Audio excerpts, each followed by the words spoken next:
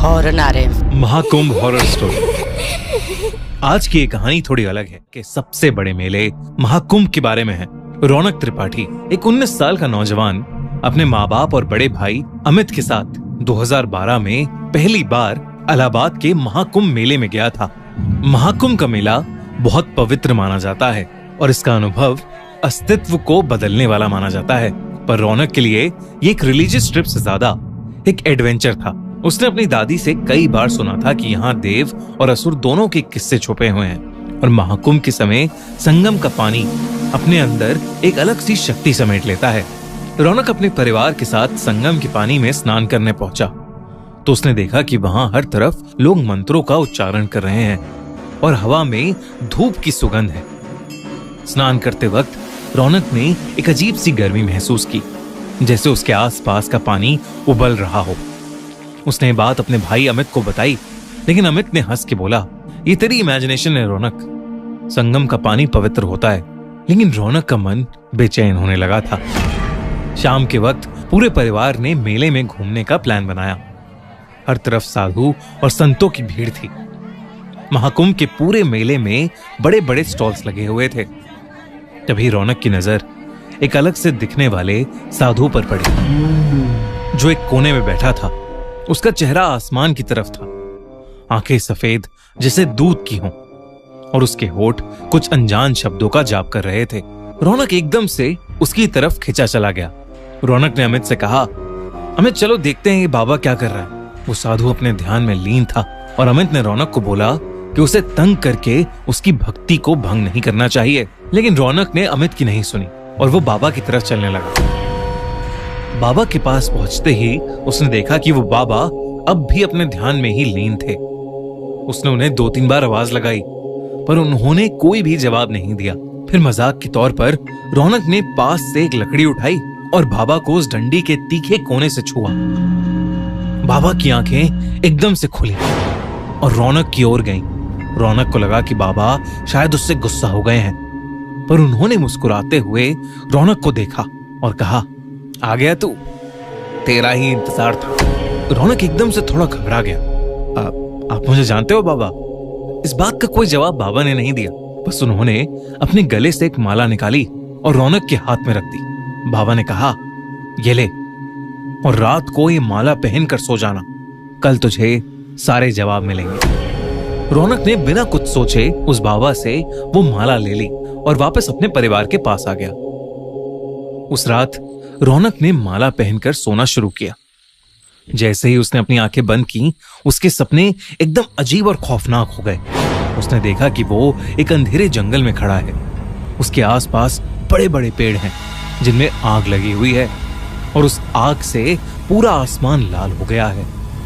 तभी उस जंगल में एक गहरी आवाज गूंजने लगी, जैसे कोई उसका नाम पुकार रहा हो।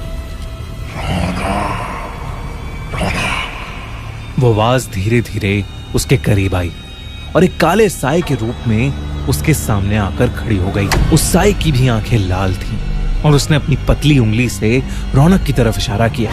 तू मुझे लेने आया था, अब तेरे साथ चलने का समय आ गया। उस साए ने रौनक से ये कहा और एकदम से वो साया जैसे उसके अंदर ही समा गया। रौनक चिल्लाते हुए नींद से उठा। उसकी शर्ट पसीने से भीग चुकी थी।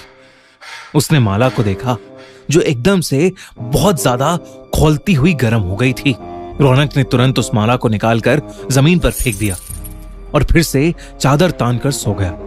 अगले कुछ दिनों में त्रिपाठी परिवार के साथ अजीब अजीब घटनाएं होने लगी, जिससे रौनक के पापा की कपड़ों की दुकान में शॉर्ट सर्किट होने की वजह से आग लग गई। उसके भाई अमित को जॉब से निकाल दिया गया और उसकी माँ की तबीयत अचानक ही बेहद खराब रहने लगी। इसी बीच रौनक एक दिन अपनी अलमारी साफ कर रहा था और सफाई करते वक्त उसके होश ही उड़ गए। अलमारी के अंदर से उसे वही माला मिली जो रौनक ने कुछ दिन पहले ही फेंकी थी। उसने अपनी मम्मी से बात की तो उन्होंने बताया कि वो माला उन्होंने ही संभाल कर अलमारी में रख दी थी। अब रौनक को यकीन हो गया था कि जो कुछ भी हो रहा है वो शायद उस माला की वजह से ही हो रहा है। उसने इस बार उस माला को जाकर कचरे के डब्बे में फेंक दिया। अगले दिन रौनक अपने रूम में लैपटॉप पर कोई टीवी शो देख रहा था। तभी उसे ऐसा महसूस हुआ जैसे उसके ठीक पीछे कोई खड़ा है। रौनक ने पीछे मुड़कर देखा, पर वहां कोई नहीं था। लेकिन जैसे ही रौनक ने वापस मुड़कर देखा, उसके कमरे के एक कोने में वही लाल आंखों वाला काला साया खड़ा था जो रौनक के सपने में आया था। उसे देखकर रौनक इतना डर गया था कि उसकी आवाज ही नहीं निकल रही थी। वो काला साया धीरे धीरे रौनक के करीब आया और बोला, संगम, वापस आ जा। रौनक चिल्लाते हुए अपने भाई के रूम में भागा और घबराते हुए अमित से बोला, अमित, वो साया वापस आ गया है और वो मुझे संगम बुला रहा है। अमित को रौनक की बात समझ नहीं आई। उसने उसे समझाया कि ये सब रौनक का वहम है और वो उसे कल सुबह मंदिर ले जाएगा, जिससे शायद उसका डर दूर हो जाएगा। पर रौनक उस रात सहम गया था। अगले दिन सुबह वो बिना किसी को बताए बस में बैठकर इलाहाबाद के लिए निकल गया। बस रात को चाय पीने के लिए रुकी। चाय पीकर जैसे ही रौनक ने वॉलेट निकालने के लिए अपना बैग खोला, उसकी रूह कांप गई। रौनक के बैग में वही माला पड़ी हुई थी। रौनक ने एक लंबी सांस ली और खुद को समझाया कि वो महाकुंभ जाकर उसी बाबा से मिलेगा और सब कुछ ठीक कर लेगा।